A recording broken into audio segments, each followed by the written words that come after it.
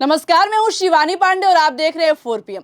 बंगाल चुनाव के वोटिंग आंकड़े जारी करके ज्ञानेश कुमार अपने ही बनाए जाल में फंस गए हैं। एक तरफ 97% मुस्लिम वोट बैंक भाजपा को ट्रांसफर हुआ है, तो वहीं दूसरी तरफ वरिष्ठ वकील प्रशांत भूषण ने कैसे ईवीएम अदला बदली का खेल एक्सपोज किया है, आपको बताएंगे। इस पर चर्चा करेंगे। चर्चा करने के लिए प्रियंका जी मौजूद हैं। प्रियंका जी, क्या बंगाल चुनाव धांधली का खेल खुद चुनाव आयोग ने एक्सपोज कर दिया है? कहते हैं कि बकरे की अम्मा कब तक खैर मनाएगी। अब वैसा ही कुछ ज्ञानेश कुमार के साथ होता हुआ नजर आ रहा है। एक तरफ चुनाव आयोग ने बंगाल चुनावों के वोटिंग के आंकड़े को जारी किया है, वहीं दूसरी तरफ भारतीय जनता पार्टी की चोरी पकड़ी गई है।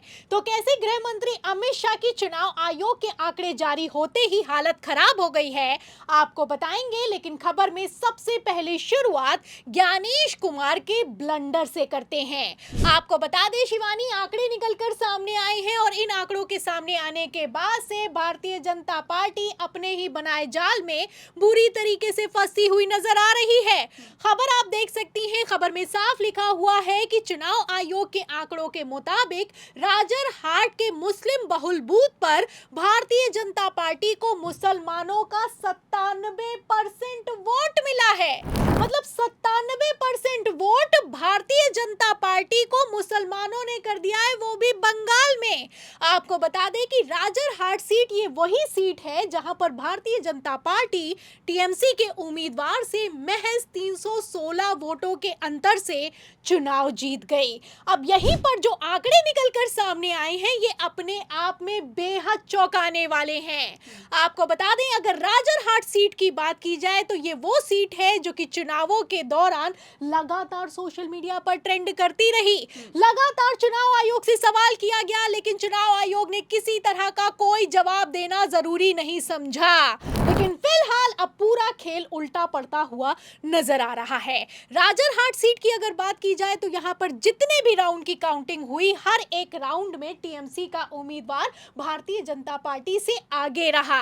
लेकिन आखिर के राउंड में पूरा का पूरा चुनावी नतीजा पलट गया है। और कैसे पलट गया है? क्योंकि आखिर के राउंड की काउंटिंग के दिन नहीं हुई, 4 मई को नहीं हुई, बल्कि अगले दिन की गई है। और ये कोई हवाई बात नहीं है, बाकायदा scroll.in ने रिसर्च रिपोर्ट पेश की है। खबर भी आप देख सकती हैं। scroll.in ने पहले ही कह दिया था कि कैसे स्लो काउंटिंग के जरिए भारतीय जनता पार्टी बंगाल में हारी हुई सीट को जीत गई है। खबर में अंदर आगे लिखा हुआ है कि एक एक्स्ट्रा राउंड की काउंटिंग के दिन नहीं हुई, अगले दिन काउंटिंग की गई और तब काउंटिंग की गई जब टीएमसी का एजेंट वहां पर मौजूद नहीं था, और काउंटिंग के तुरंत बाद भारतीय जनता पार्टी को विजयी घोषित कर दिया गया। तो आप देख सकती हैं कि एक एक सीट पर किस तरीके से भारतीय जनता पार्टी ने तगड़ा खेला किया है। अब ये खेल चुनाव आयोग के आंकड़े जारी होने के बाद पूरी तरीके से खुलता हुआ नजर आ रहा है। मतलब जिस राज्य में भारतीय जनता पार्टी का मुख्यमंत्री खुद कहता है कि मुसलमान उन्हें वोट नहीं करते हैं, यहाँ पर हमें सबका नारा छोड़ देना चाहिए, वहीं पर मुसलमानों ने भर भर कर भारतीय जनता पार्टी को वोट किया है। एक तरफ बीजेपी कहती है कि मुस्लिम हमें वोट नहीं देता, वहीं दूसरी तरफ ज्ञानेश कुमार कहते हैं कि 97% मुस्लिम vote bank Bharatiya Janata party को मिला है। फिलहाल जिस तरीके की खबरें निकलकर सामने आई हैं, ऐसे हालातों में आप अंदाजा लगा सकती हैं शिवानी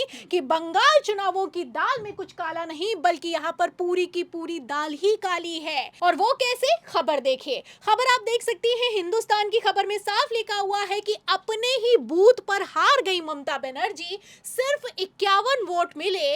ईसीआई ने बताया कि मुस्लिम वार्ड में शुभेंदु अधिकारी को भर भर कर वोट मिले हैं। तो आप समझ सकती हैं कि जो शुभेंदु अधिकारी खुलकर मुसलमानों को डराते हैं, धमकाते हैं और सत्ता में आते ही मुसलमानों का रिजर्वेशन कम कर देते हैं, मदरसों में वंदे मातरम गाना गाने पर दबाव बनाते हैं, उन शुभेंदु अधिकारी को मुसलमानों ने भर भर कर वोट किया है। और भवानीपुर सीट पर ममता बनर्जी को अपने ही बूथ पर सिर्फ 51 वोट मिले हैं। ये चुनाव आयोग का आंकड़ा कहता है। इससे आप समझ सकती हैं कि किस तरीके से बंगाल चुनावों की धांधली का खेल अब चुनाव आयोग के आंकड़ों के जरिए ही पूरी तरीके से एक्सपोज होता हुआ नजर आ रहा है। फिलहाल एक तरफ खबरें निकलकर सामने आई हैं, वहीं दूसरी तरफ टीएमसी ने बंगाल चुनाव की धांधली के सबूत इकट्ठा कर लिए हैं। वैसे भी आप जानती हैं कि जब सुप्रीम कोर्ट में टीएमसी की तरफ से दलील दी गई कि एसआईआर के जरिए हार जीत के अंतर से ज्यादा वोटों को डिलीट कर दिया गया है, तो सुप्रीम कोर्ट ने कहा कि आप नई याचिका लगाइए, हम बंगाल चुनावों को देखते हैं। एक तरफ सुप्रीम कोर्ट में नई याचिका के साथ टीएमसी पहुंची है, वहीं दूसरी तरफ जो चुनाव आयोग के आंकड़े निकलकर सामने आए हैं, उसके बाद से बंगाल चुनाव पूरी तरीके से पलटता हुआ नजर आ रहा है।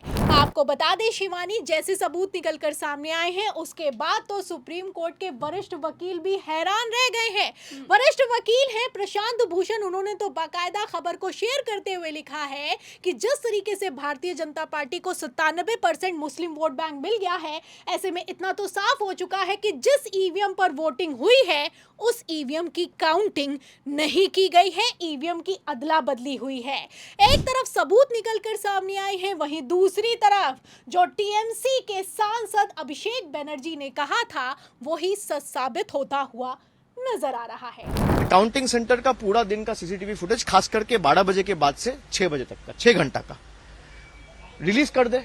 मैं आपको कॉम्प्लेन का कॉपी देता हूं जहां पे 17C में जो ईवीएम रिकॉर्ड हुआ था और जो काउंटिंग टेबल में जो ईवीएम आया है दोनों अलग मशीन है, सीरियल नंबर मैच ही नहीं कर रहे। तो अभिषेक बनर्जी ने पहले कह दिया था कि ईवीएम बदली गई है। फिलहाल अब वही कुछ चुनाव आयोग के आंकड़ों से सच साबित होता हुआ नजर आ रहा है। एक तरफ ज्ञानेश कुमार ने आंकड़े जारी किए हैं, वहीं दूसरी तरफ गृह मंत्री अमित शाह की लगता है कि मानो हालत खराब हो गई है। मतलब जिस भारतीय जनता पार्टी को बंगाल में प्रचंड बहुमत मिला है, 207 सीटें हासिल की है बीजेपी ने, लेकिन फिर भी भाजपा टीएमसी के विधायकों को तोड़ने की जुगत में लगी है। खबर निकलकर सामने आई है कि एक तरफ तो टीएमसी के कई विधायक टीएमसी के विरोध प्रदर्शन में नहीं पहुंचे, वहीं दूसरी तरफ टीएमसी के विधायकों को मुख्यमंत्री शुवेंदु अधिकारी ने मीटिंग करने के लिए बुला लिया है। तो आप समझ सकती हैं कि लगता है कि भारतीय जनता पार्टी अपना बहुमत खत्म होने से पहले ही बहुमत जुटाने की जुगत में लगी हुई है। खबरें निकलकर सामने आई हैं कि बंगाल में लगातार टीएमसी में इस्तीफे हो रहे हैं और आज ही के दिन 16 नेताओं ने एक साथ सामूहिक तौर पर इस्तीफा दे दिया है। तो फिलहाल जिस तरीके से भारतीय जनता पार्टी टीएमसी को डराने धमकाने की कोशिश कर रही है, ऐसे हालातों में क्या ममता बनर्जी इतनी आसानी से हार मानेंगी और क्या सुप्रीम कोर्ट चुनाव आयोग के आंकड़ों के बाद बंगाल के चुनावों पर एक्शन लेगा, ये देखना होगा। तो बिल्कुल, तो क्या बंगाल में 97% मुस्लिम भाजपा को वोट कर सकता है और क्या चुनाव आयोग ने खुद भाजपा के ताबूत की आखिरी कील ठोक दी है? इस सवाल के जवाब पर आपकी क्या राय है? अपनी राय बताइएगा, वीडियो को लाइक और शेयर कीजिएगा, ज्वाइन कीजिएगा। देखते रहिए 4PM। नमस्कार।